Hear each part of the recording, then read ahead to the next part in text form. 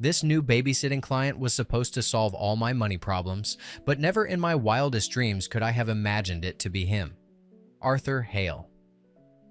Standing there in the doorway like the punchline to the world's cruelest joke. Black hair, sharp green eyes, shoulders filling out a tailored suit that screamed money. Older now, broader, every inch of him polished like he belonged on the cover of some billionaire magazine. And in his arms, a baby. A little boy with a tuft of black hair and Arthur's same piercing eyes. My stomach dropped so hard I swore I heard it hit the floor. Out of all the people in this city, out of all the clients I could have landed, why him? Arthur's gaze swept over me slow, head to toe. And then that smirk curved his lips. The same one that used to haunt me in classrooms, hallways, competitions, anywhere I dared to think I could beat him. Well, well, he said, voice smooth, lazy, dripping with arrogance. If it isn't Liam Parker. Babysitting, huh? Guess some people really did peak in high school. The words sliced clean. No hesitation, no mercy. Just like always. I blinked, trying to find words, my throat dry. I didn't know it was you. The agency didn't tell you who you were working for? He arched a brow, shifting the baby against his hip with effortless ease. Or didn't tell me who they were sending? Because trust me, Parker, if I'd known, his smile sharpened. I would have asked for literally anyone else. Heat burned up my neck, humiliation prickling sharp under my skin. God, he hadn't changed a bit. Still arrogant, still infuriating. Still talking like the universe existed just to keep him entertained. I forced myself to stand straighter, to not let him see me flinch. I'm here to work. If you've got a problem with that, call the agency. Arthur's laugh was low, amused. Relax, Parker. I'm not firing you. This is far too entertaining. His eyes glinted with something wicked. Something that twisted the knife just a little deeper. Who would have thought? The boy who used to fight me for every grade, every ribbon, every spotlight, reduced to rocking cribs and warming bottles. My hands curled into fists, nails biting into my palms. I wanted to walk away, slam the door, tell him to shove his money. But then the baby leaned forward. Those tiny fingers stretched toward me, eyes wide and curious. And damn it, my chest cracked just a little. Arthur noticed. Of course he did. His smirk softened into something more dangerous, more smug. Looks like he likes you. A pause. Then, with a deliberate edge. Don't let it go to your head. He doesn't know your track record with losing. That did it. The rivalry, the humiliation, the himness of it all slammed into me at once. This was supposed to be my lifeline, my shot to pay rent, to keep from sinking. Instead, the universe handed me Arthur Hale on a silver platter, billionaire single dad, standing smug in the doorway of his penthouse, like he'd already won round 2 of a fight I didn't even know we were still in. If you're wondering why Arthur Hale standing in that doorway nearly knocked the air out of me, it's because Arthur and I had history. Not the good kind. Not the we shared secrets and broke curfews kind. Number. Ours was forged in the fires of fluorescent lit classrooms, endless competitions, and a tension that never let me breathe. Flashback. 8 years ago. The first time I met him, I was 15. It was the first day of sophomore year, honors English. I'd been the kid teachers whispered about, the one with perfect grades, who lived for the moment when my name would be at the top of the board. I walked into class certain of my place, until I saw him, Arthur Hale. Tall even then, with sharp green eyes that scanned the room like he already owned it. When the teacher had us introduce ourselves, he didn't mumble or crack a joke like the rest of us. No, Arthur spoke like he was auditioning for the presidency. Confident, smooth, like he expected everyone to listen. And they did. When the teacher announced a pop quiz that first week, I finished in record time, smug in my speed. Then Arthur stood up, walked his paper to the desk, and gave me this sideways smirk, like he'd just beaten me in a race I didn't even know we were running. And when the grades came back, he'd gotten 100, same as me. That was the beginning. From then on, it was war. Debate club, me versus him. Finals every semester. Science fair, me with my meticulously built model, him with his sleek, over-the-top experiment. Student council speeches, spelling bees, math olympiads. If there was a competition, we were both in it, pushing each other higher, harder, nastier. He wasn't just good. He was brilliant, and he knew it. Every time he edged me out by a single point, he'd give me that infuriating smirk, that glint in his eye that said, "Better luck next time, Parker." And the worst part? I gave it right back. I lived for it, even when I hated it. Arthur Hale wasn't just my rival. He was my measuring stick, the shadow I was always chasing. High school ended with him snatching valedictorian while I stood fuming as salutatorian, clapping through gritted teeth while he gave a speech about competition bringing out the best in us. Everyone else cheered. I wanted to hurl my cap at his smug face. Then he vanished into his perfect Ivy League future, and I swore I'd never see him again. Except, here he was, 4 years later, richer, sharper, holding a baby like some messed up plot twist. Meanwhile, me, standing in his penthouse doorway with $5 in my wallet, praying the babysitting agency didn't bail on me. That's the thing about rivalries. You think they die after high school. But seeing Arthur again, hearing his voice dripping with sarcasm, looking at his tailored suit and his polished life while I stood there broke and desperate, it was like no time had passed at all. Flashback ends. The next day. Day 1 was hell. Arthur didn't waste a single second. Every move I made, every word out of my mouth, he had a jab ready.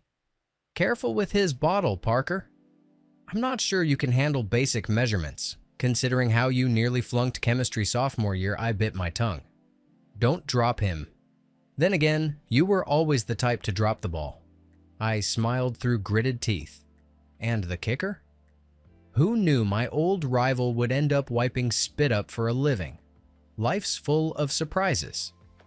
By hour 2, I was ready to strangle him with one of his silk ties. But then there was Luca. The second Arthur left the room to take a business call, the baby reached out his tiny arms and let out this gurgly little laugh, like I was the funniest thing he'd ever seen. And I swear, my heart just cracked. I held him, and he pressed his little fist against my chest, blinking up at me with those green eyes. Arthur's eyes, but softer, brighter. For a second, I forgot I was standing in my rival's penthouse.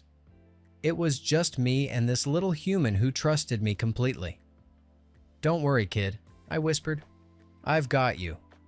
Of course, Arthur walked back in right then, arms crossed, smirk sharp as ever. Wow, even Luca doesn't have high standards. I almost chucked a rattle at his head. By the end of the day, my nerves were shot. I went home, collapsed on my sagging couch, and dialed the agency. "Please," I begged. "Anyone else. Give me literally any other client. I'll babysit quadruplets hopped up on sugar before I spend another day with him." The receptionist gave me the usual cheerful but dead inside tone. "Sorry, Liam. Mr. Hale specifically requested you again.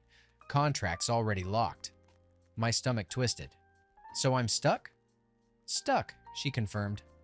I hung up, stared at the cracked ceiling of my apartment, and groaned. This was supposed to be my lifeline.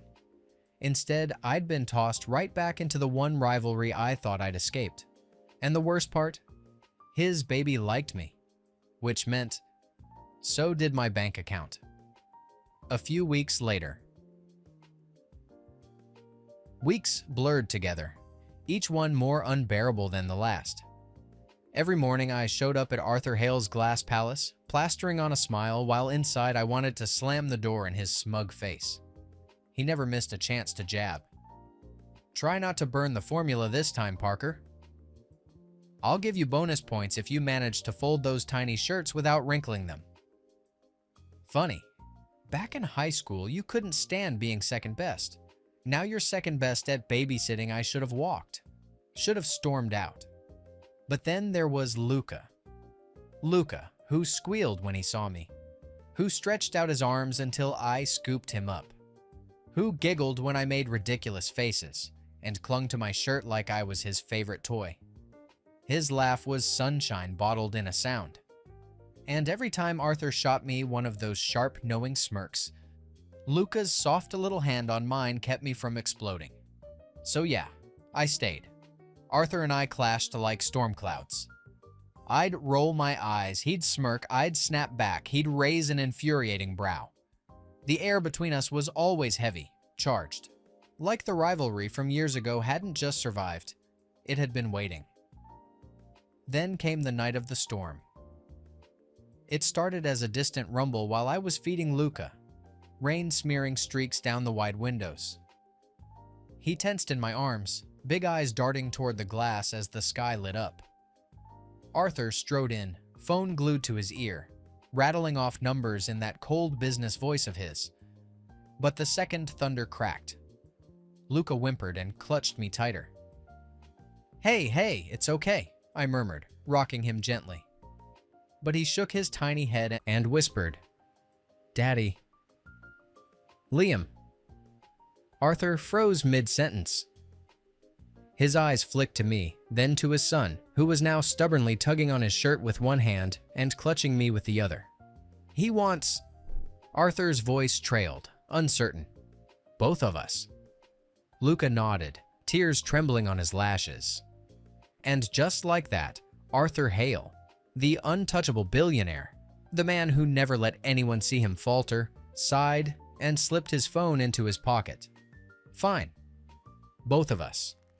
We ended up on the floor of Luca's room, one of us on each side of his little bed, a fortress of stuffed animals between us.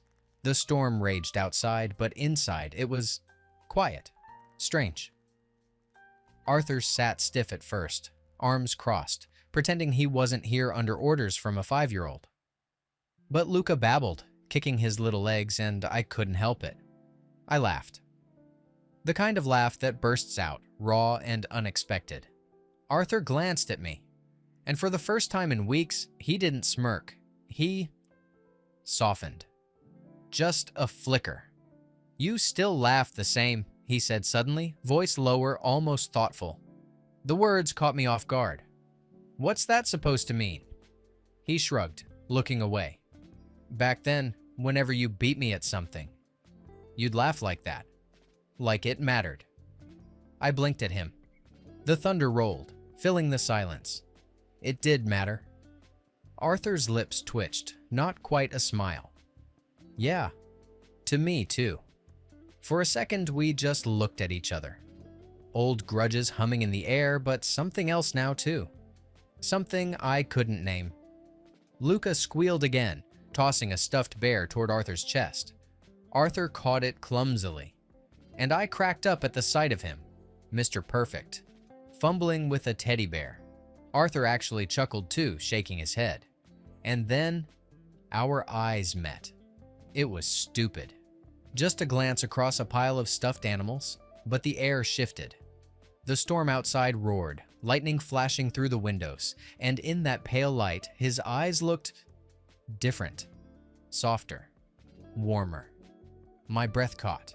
We leaned, just slightly, barely. Enough that the space between us shrank, enough that my heart was slamming against my ribs. Then Luca let out a sharp wail, demanding attention, shattering the moment like glass. Arthur blinked, pulling back instantly. I swallowed hard, forcing a smile, scooping Luca up. Guess someone doesn't like competition for the spotlight.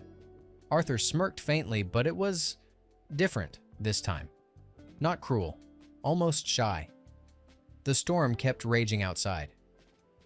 But inside that little room, something had shifted. and I couldn't shake the feeling that for the first time since high school, Arthur Hale wasn't just my rival anymore. A few days later. Days kept rolling, and somewhere between the spit-up disasters, the midnight bottle feedings, and Arthur's sharp-tongued, helpful tips, something shifted. Our banter didn't sting like it used to. "Oh wow, you actually folded the laundry without turning it into abstract art," he'd say. "Careful, Hale." That almost sounded like a compliment I'd shoot back. And he'd smirk, but not the cruel razor-edge smirk I remembered. It was lighter now. Sometimes I even caught him staring at me when he thought I wasn't looking, like he was trying to figure me out. Then came the night he ruined it. I was in the kitchen, humming while I prepped Luca's bottle, when Arthur strolled in. He looked strangely hesitant, holding an envelope like it might bite him. "Parker," he said, voice clipped, "I've been thinking." "That's dangerous," I muttered. But he didn't rise to the bait. Instead, he set the envelope on the counter, sliding it toward me. "This should cover your situation. Rent, bills, whatever debts you've got choking you. You don't have to keep struggling." I froze. "What is this?" "Money," he said plainly, as if that explained everything. "A lot of it. More than you probably make in a year." My stomach turned to ice. He kept going, oblivious. "You're good with Luca."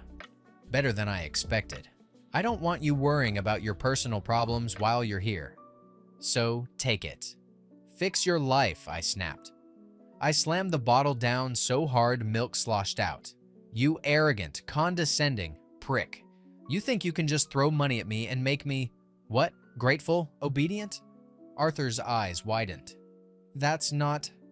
I don't want your pity, Arthur." My voice cracked, years of rage boiling over.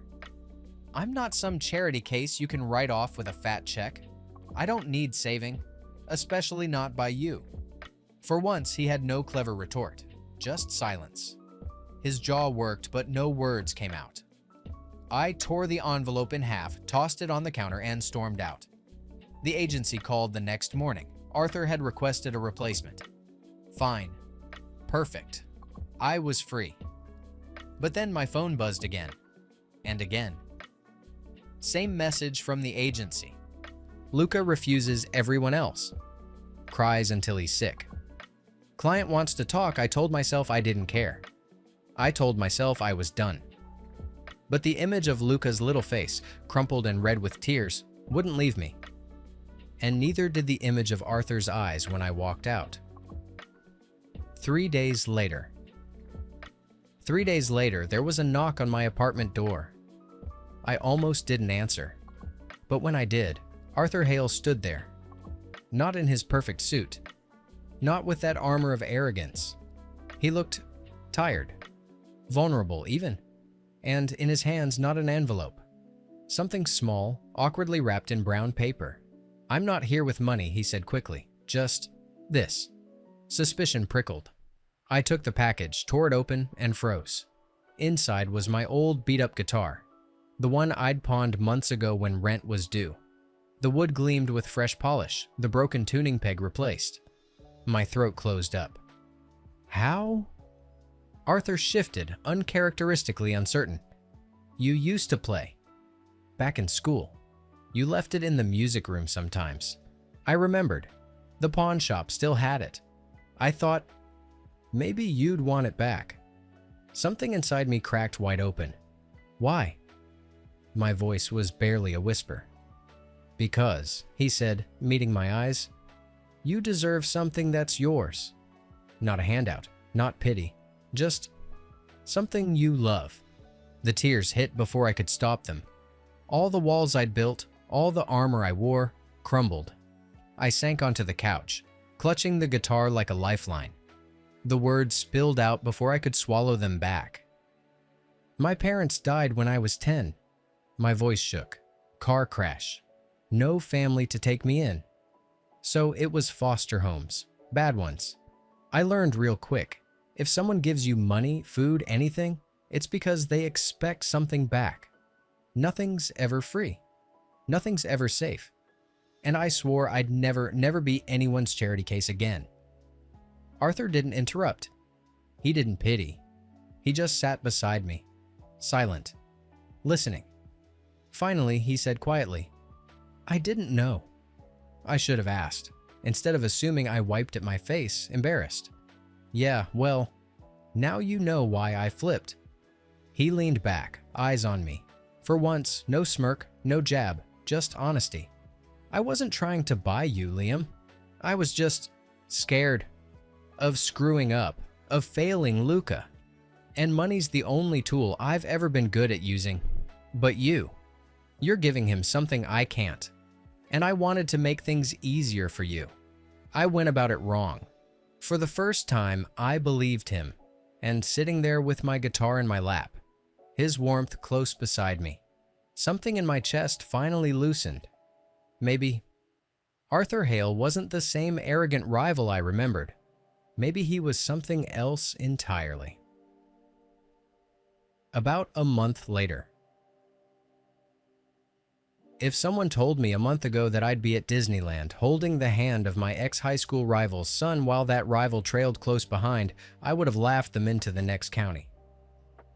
But here I was, wearing a ridiculous Mickey Mouse headband Luca insisted I try on, chasing him through a sea of families. Luca tugged my hand, eyes wide with excitement. Liam, look, the castle." Arthur chuckled behind us, deep and warm, and for once it didn't sound like mockery. It sounded happy. We spent the whole day in a blur of cotton candy, spinning teacups, and Luca's endless laughter. Arthur kept sneaking glances at me. Sometimes when I caught him, he didn't even look away. Just smiled, that small, rare smile of his that still managed to make my chest do backflips. That night, fireworks lit up the sky. We sat on a bench near the water, Luca asleep in my lap, his tiny hand curled around my shirt. Arthur leaned closer, his arm draped behind the bench. "You're good with him," he murmured. I smirked, keeping my voice low. "Better than you." He rolled his eyes. I walked right into that. The air grew quieter then, filled only with the crackle of fireworks and the soft weight of Luca breathing against me. Arthur shifted, his green eyes glowing with something I'd never seen before. Nervousness. "Liam, you're more than just his babysitter. You're more than my rival, too. I think you know that my heart hammered." He took a breath, and the words came out like a promise. "Be my boyfriend. Not just Luca's sitter. Not just someone passing through. Mine?" The fireworks burst in gold above us, but I swear the real explosion was in my chest. I grinned. Cheesy, probably, but unstoppable. "Took you long enough, Hale?" And when he leaned in, careful not to jostle the sleeping boy between us, his lips brushed mine, soft, tentative, like a beginning. For once, I didn't push him away. I kissed him back. 2 weeks later. The weeks after Disneyland felt like sliding into a dream I didn't want to wake from. Arthur and I weren't perfect. He was still bossy and stubborn, and I was. Still prickly about my independence, but somehow we worked. Our banter softened into flirtation. Our silences turned comfortable. And through it all, Luca's giggles stitched us together like glue. Somewhere in that blur, I landed a remote job, writing marketing copy for a startup. Nothing glamorous, but steady money. My chest swelled with pride when the first paycheck hit my account. I wasn't drowning anymore. When I told Arthur, he didn't say finally or good, now I don't have to worry about you. He just cupped my cheek and whispered, "I knew you could." And still, I kept babysitting. Not for the money anymore. For Luca. For the little boy who'd crawl into my lap during story time and call me Lem because he couldn't pronounce my name right. It wasn't long before staying over became normal.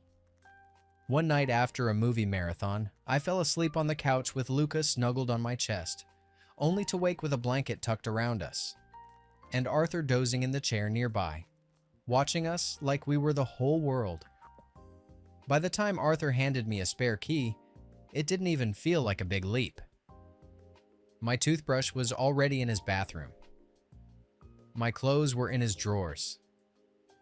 I belonged there, and I didn't want to leave. One evening, I came home from the grocery store to find Arthur in the kitchen, sleeves rolled up, trying and failing to cook pasta while Luca sat on the counter helping. Flour covered Arthur's hair, Luca's shirt, and the counters. Arthur glanced up, sheepish, a streak of flour across his cheek. Don't say a word. I laughed so hard I had to set the bags down. I leave you two alone for 10 minutes and this is what happens? Luca beamed. Daddy's making pizza, Arthur groaned. It's supposed to be lasagna. And just like that, messy kitchen, laughter echoing, the three of us tangled together, I realized something. I wasn't just visiting Arthur's world anymore. I was in it, part of them. And for the first time since my parents died, I felt like I had a family again. A few days later. Arthur had warned me about these kinds of parties. I'd laughed it off. How bad could it be? Just people with too much money sipping champagne and pretending they liked each other. But the second I walked into that glittering ballroom at his side, I knew I didn't belong. Crystal chandeliers dripped light across polished marble floors. Waiters floated by with trays of things I couldn't pronounce. Every man wore a suit that probably cost more than my yearly rent. And every woman's diamonds sparkled like they could blind you. I tugged at my tie, already sweating. Arthur's hand brushed mine in a quiet reassurance, but it only made me more aware of the stares. That's him? The babysitter? Arthur Hale's… what, exactly? Their eyes whispered it, even if their mouths didn't. I stuck close to Arthur, nodding when introduced, smiling too tight, sipping champagne I didn't like. He looked perfectly at ease, charming everyone, commanding the room the way he always had since high school, confident, untouchable. And then she appeared, tall, elegant, with the same green eyes as Luca. Lila, his mother, the woman who'd left Arthur for someone richer. She smiled at Arthur, too sweet to be real. Arthur? Then her gaze slid to me, sharp as a knife. And you must be the help. Heat crawled up my neck. Liam, I corrected. Her laugh was brittle, practiced. Of course. The babysitter. She leaned in close, her perfume heavy, her voice low enough only I could hear. Enjoy this while it lasts. You don't belong here, darling. Or in his life. Arthur's world will spit you out just like it spat me out. You'll see something inside me cracked. I forced a smile, excused myself, and slipped out before Arthur noticed. My chest was too tight, air too thin. The music, the chatter, the weight of all those judging eyes, it all pressed down until I couldn't breathe. So I ran. By the time Arthur realized I was gone, I was already miles away, sitting on my hilltop. My hilltop, the place I'd come since I was a kid. Whenever the world felt too big and too cruel. Where I used to sit with my parents on weekends, staring at the city lights. And tonight, I sat there alone, suit jacket discarded, tears stinging my eyes. Because Lila was right. It had all been a dream, hadn't it? Me fitting into Arthur's life. Me being more than the babysitter. The city glittered below, and I told myself I'd let this be enough. A dream I got to touch before it slipped away. About an hour later. I didn't hear the car pull up. Didn't hear the crunch of shoes against grass. But I knew it was him before I even turned my head. Arthur Hale, in a tuxedo. Jacket tossed somewhere. Bow tie undone. Hair mussed like he'd been running. His chest rose and fell, breathless. His eyes, those damn green eyes, locked on me like I was the only thing that mattered in the world. How did you… My voice cracked. He gave a small, almost embarrassed shrug. I know you, Liam. I knew you'd come here. That broke me a little more." "You shouldn't have," I muttered, turning away. "Lila was right. I don't belong in your world. I don't belong with you." He didn't hesitate. He sat down beside me, suit pants in the dirt, not caring. "Don't you dare listen to her." His voice was low, fierce. "She left. She gave up. You're nothing like her. She's not wrong," I whispered, staring at the city below. "Look at me, Arthur. I'm an orphan who scraped by through foster homes, who pawned his guitar just to eat. You're a billionaire with a son and an empire. How am I supposed to fit in that picture?" Silence stretched, heavy. Then his hand found mine, strong and warm. "You fit," he said simply. I shook my head, tears slipping free. "I don't." "You do." He cut me off, voice trembling. "Liam, don't you get it? Before you, it was just me and Luca in a house that felt too damn big and too damn empty. I had money, power, all of it, and I was still alone. You walked in and suddenly I wasn't. You gave me back my son's laughter. You gave me back." His voice broke raw. "You gave me a family. You're the only one who belongs. You're the piece we didn't know we were missing." I turned then, really looked at him. His tux was wrinkled, dirt on his knees, eyes shining in the moonlight. And for once, he wasn't the untouchable Arthur Hale, the rival, the billionaire. He was just a man. A lonely man asking me to believe him. And God help me, I did. I let out a shaky laugh, half a sob. "You're really terrible at speeches, you know that?"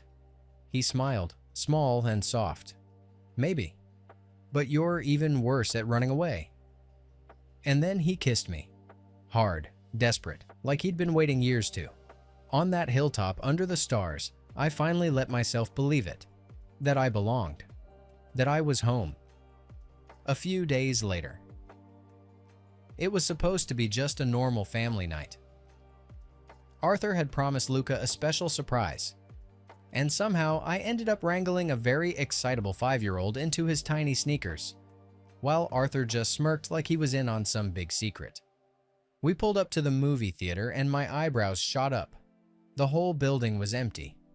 Lights on, doors open, but no crowd, no noise, just us. "Did you?" I started. Arthur gave me that infuriatingly smug grin. "Booked the place," I groaned. "Of course you did." Luca, however, was bouncing like it was Christmas morning. "We get the whole movie theater?" "Just for you, buddy," Arthur said, ruffling his hair. Inside, popcorn waited, our names written in chocolate drizzle across the tubs. Luca immediately dove into his. We settled into the best seats in the house. Middle row, perfectly centered. The lights dimmed, the screen flickered on. And then my breath caught. It wasn't the movie. It was us. The first clip was grainy iPhone footage. Me holding Luca in Arthur's kitchen months ago, both of us covered in flour laughing like idiots. Then more, me teaching Luca to blow bubbles in the park, Arthur sneaking into the frame pretending not to smile. Luca asleep across both our laps on the couch, Arthur's arm around me. Disneyland, fireworks bursting above our heads as Arthur's hand brushed mine. Every moment I didn't realize Arthur had captured. Every piece of us stitched into a story. And then, as the montage ended, words bloomed across the screen in bright, animated letters, timed with a soft piano song. "You're already family. But let's make it official. Marry me?" I turned, stunned, to find Arthur already kneeling beside me in the dark. A ring in his hand, Luca perched on his shoulders, whisper shouting, "Say yes, Liam. Say yes." My vision blurred. My chest ached in that beautiful, terrifying way. "Arthur!" My voice broke. "Yes." "Of course, yes," Luca whooped so loud it probably echoed outside. Arthur slid the ring on my finger, then kissed me right there in the glow of the screen, our son clapping his tiny hands. For once, the world was perfect. A year later. The cafe smelled like fresh coffee and warm pastries. The air buzzed with the chatter of customers, the hum of laptops, and the occasional squeal of Luca, who was perched at a corner table drawing dinosaurs with crayons. And front and center, my dream come true, the sign above the door: Blue Sky Innovations. The business I dreamed of back in high school, the startup idea everyone mocked me for, even Arthur once, was real. Not because Arthur funded it, I made damn sure of that, but because he supported me through every step. Finding partners, setting up investors, building a launch plan. Today, it was thriving. Arthur walked in, suit jacket off, tie loosened, holding 2 coffees. He set one in front of me, kissed my temple, and murmured, "CEO looks good on you." I grinned, flashing the gold band on my finger. "So does husband." His smile softened. "Never thought I'd say this, but high school Arthur was an idiot. I should have been chasing you instead of competing with you." Before I could answer, a small whirlwind in the form of Luca slammed into my lap, nearly knocking the laptop away. "Daddy, Papa, look! Dinosaur rocket ship."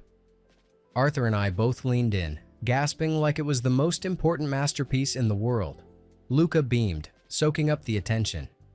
And in that moment, our son laughing, Arthur's hand warm on mine, the life we built surrounding us, I realized something.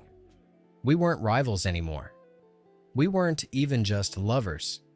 We were a family. The one I thought I'd lost forever, finally found again. And this time, I wasn't letting go. The end. Would you ever give your high school rival a second chance? If it meant finding the love of your life.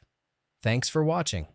Subscribe to become part of our Rainbow Force, and consider joining our membership for early access and exclusive content. Stay wholesome.